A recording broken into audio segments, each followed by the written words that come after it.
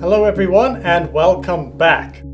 A couple of days ago I had this fun idea that I might film myself taking 5-MeO malt and meditating as sort of an exhibitionist stunt, and I might title this video something like a live, uncensored 5-MeO malt Enlightenment experience. So that was a fun little idea. And what I did is I took a moderate dose actually of 15 milligrams. And what happened as it panned out is enlightenment was not really the big theme, but actually the big theme was an ego backlash. One of the biggest ego backlashes I've had, but still I think there was a nice opportunity presenting itself, which is to talk about this topic, this theme of an ego backlash. And if you've taken psychedelics before, you've probably experienced this yourself. And if you haven't, it's something to just know about so that when it happens, you know it's normal and that you can respond appropriately. So just to give you an idea of this ego backlash, I took the 5-MeO malt about 11 a.m., I believe. And this substance lasts about 2 hours. However, I couldn't actually sleep that night until 3 a.m. My brain just wouldn't rest because the ego was really throwing a lot of energy around, and it was just a big ruckus inside my energy system. So, to explore this topic a little bit, of an ego backlash, I will give a little trip report first of what happened during my 5-MeO malt experience.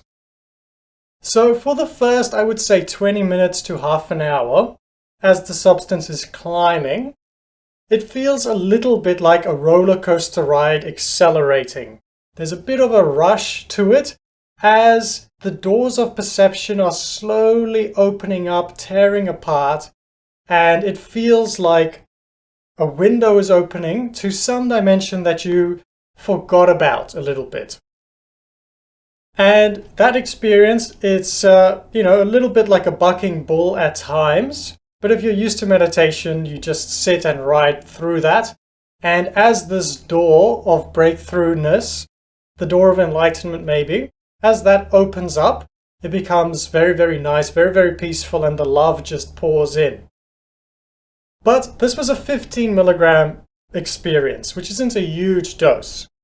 Sometimes I like to take these intermediate doses because it allows us to work in a kriya way, a purification way. If we took a bigger dose, let's say 20 milligrams, what I find happens a lot then is this door of breakthroughness opens up a lot, which is great. And then at some point it closes again after the 2 hours. But at 15 milligrams, it's like this door, it's constantly opening, closing, and we can work with that phenomenon to feel what is closing the door of perception and what is opening it. And through that, we can work, like I said, on purification and establishing a yoga. That's really what yoga is about in the bigger picture. It is creating a connection, yoking one's consciousness to this breakthrough state. So if we can see it opening and closing, over 2 hours, then we can get a good idea about what's closing it, and then we can see that also happening throughout daily life. So I'm hoping all of this makes sense. But after the first half hour, you sort of reach this peak. What I noticed then was the ego backlash, you can say, was more stronger than usual. And really, actually after half an hour, it became quite uncomfortable in my body. So I did a few stretches and then I came back to sitting. And really, there's this word I want to introduce to you now. I don't know if you're a student, a fond student, I hope, of evolution. Evolution and where life came from and how it produced us human beings. It's really a paradox of sorts, but it's one aspect of it is that it is really fascinating, really interesting, and even really beautiful. How life emerged from first single cells, and then, after a couple of billion years, things escalated quite quickly. And there's one specific time period that just comes to mind for me before the dinosaurs existed, which is the Devonian period. It's a bit abstract. I like the word Devonian. And this was approximately, I believe officially, as scientists would say, this is the time in the evolutionary history where fish first started coming onto land. So at that point, there were already insects on land, and in the oceans there were fish, but also in my mind at least, there was a lot of very Cambrian or very squid-like primordial life forms in the ocean and on Earth in general. There wasn't much advanced emotions even. The intelligence of those animals is very, you could say basic or primordial. I would call it Devonian. You can think of it as being squid-like.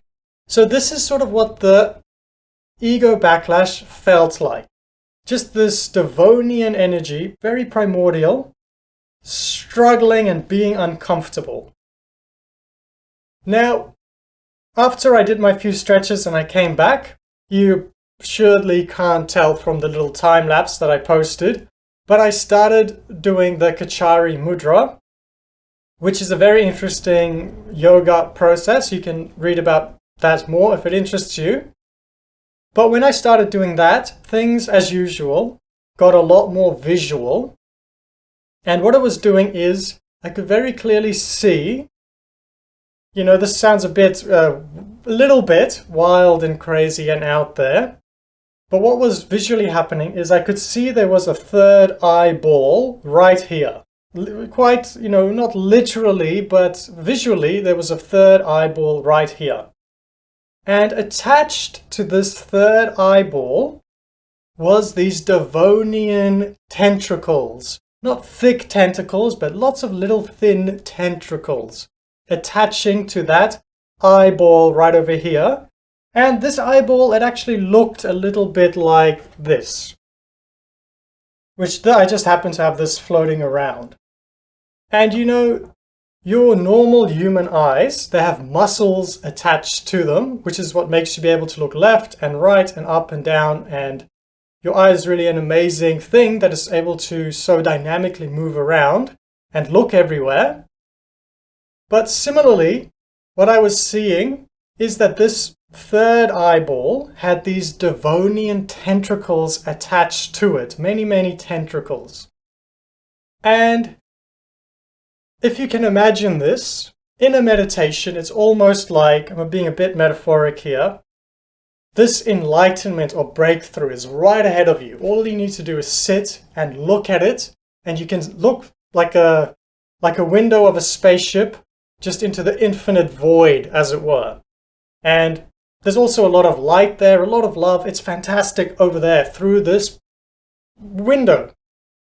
But these Devonian energies attached to this eyeball, everything they want to do is not look through that window. These tentacles want to pull the eye to look this way, to look that way. And really, I want to be accurate here. It's very, very abstract or just non-verbal. Like I said, primordial, even deeper than emotions. So it's not like there's much words attached to it. I would say for 80% of this particular experience, there was no thoughts going through my mind. And usually if someone's meditating and the mind shuts off, thoughts shut off, it's generally people consider that a good thing, which I agree with. But sometimes, even though there's no thoughts, there's still uncomfortable energies in the body. So it's not like there were many thoughts going on. It was very abstract. Visually, it looked like the Devonian landscape. I'll try and put some images on screen as to what, sort of visually, because of the psychedelic, it looked like. This experience is quite, abstract. It's not perfectly clear why these tentacles, this Devonian energy, is freaking out so much. But one detects some sort of a clue about what it is that the ego has a problem with. And there was a few things that came up. The first is a sense of meaninglessness. And really the ego wants to have glory to aspire to, and that feels good. But just looking out into the void and feeling meaningless, it doesn't like that. And I think that's a core aspect of why the ego just all the time freaks out when it sees this enlightenment. It's not so much that it wants to look at one thing or the other, it's just that it wants to look at anything but pure, meaningless enlightenment. Because the ego sees enlightenment as meaningless. When one actually sees it, the ego feels meaningless, but the enlightenment, of course, paradoxically, is the ultimate, most profound of all meaning that could ever exist. But the ego itself doesn't feel meaningful at all. It feels totally almost dead, meaningless. And the ego doesn't like that. But there's also other aspects to it. It's interesting, I find it interesting at least, that your ancestors, mine as well, my dad and his mother and her mother, going back all the way to squids, to fish. Every single animal on that lineage, from me to a fish, reproduced. And the reason they reproduced and the reason they evolved is because those fish and all the animals fought, they struggled. They had one thing that they needed to do, which is to be successful and to reproduce.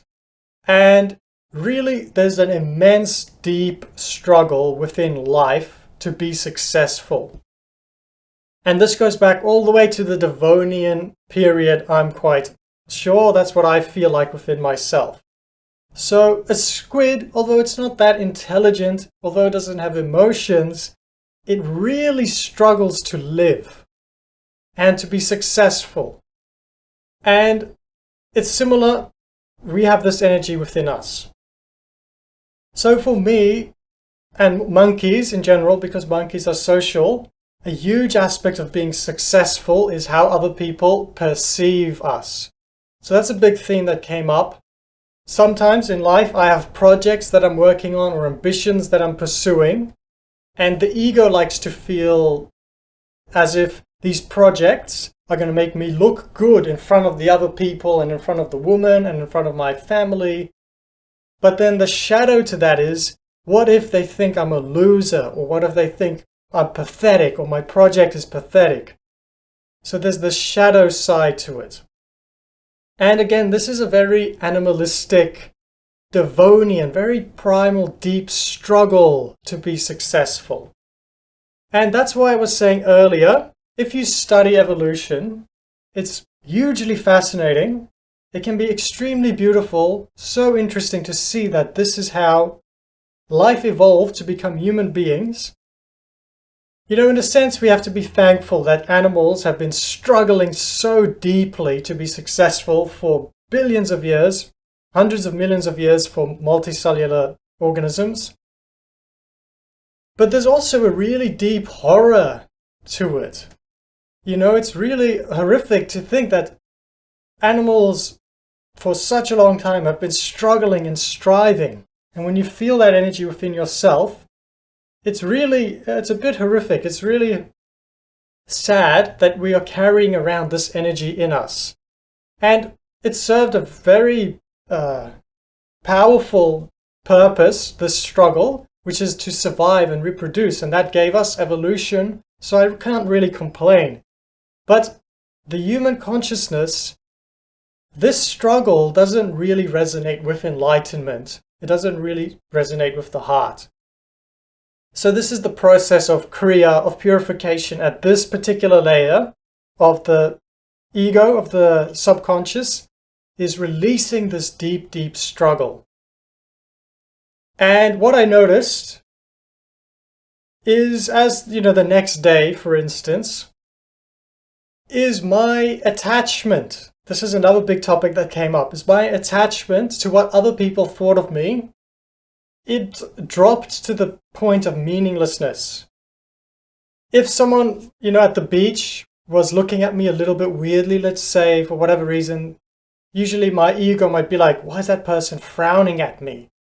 Because I have an attachment to what other people perceive of me, because to a human being, that's success. If people perceive you as high up, you are high up.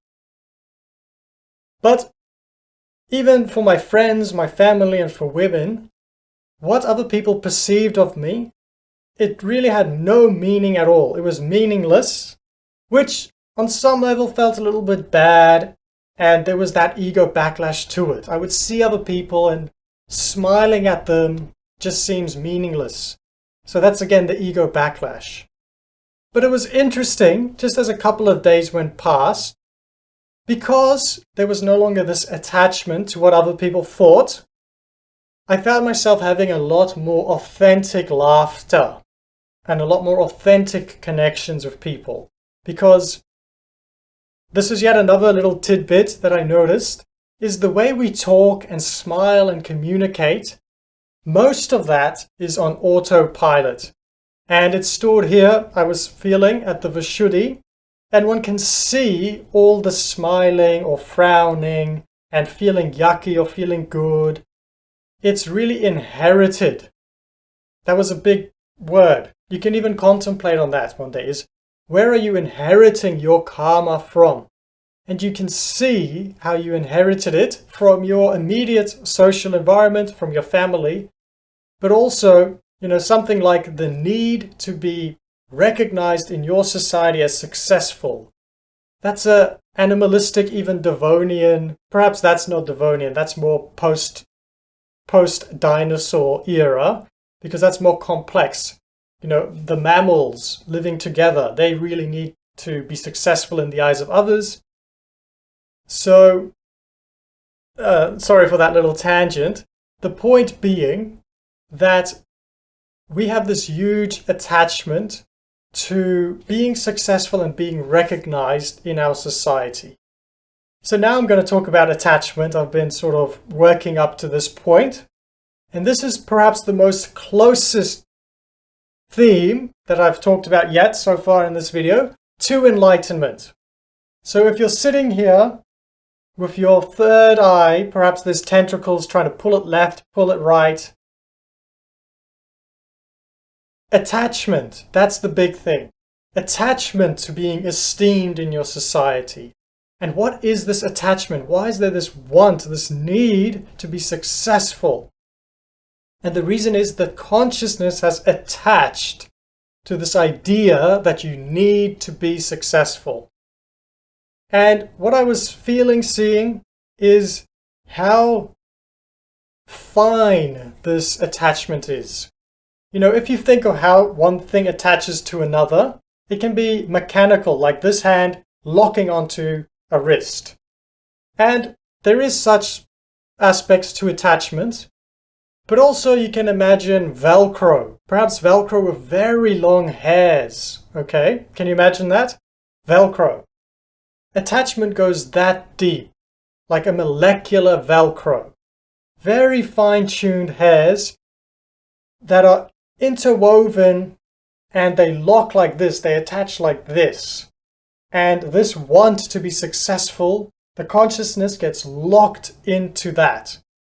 And that was my particular experience in this particular case, because I was working through a layer of the subconscious of being successful in the eyes of others. But for you, it might be different. You could work on something as direct as food. If you're very hungry, the body screams out, I need food. And then there's this attachment to needing food. And this attachment can go down to the finest stringy molecular level. And as I say that, I'm well aware that words don't do it much justice.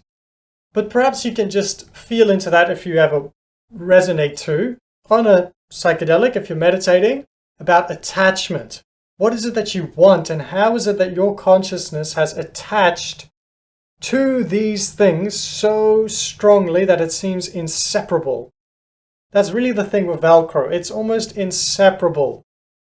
If you want to be successful in the eyes of others, that desire, it's so inseparable from who you are that if you separate from it, you actually lose that desire completely.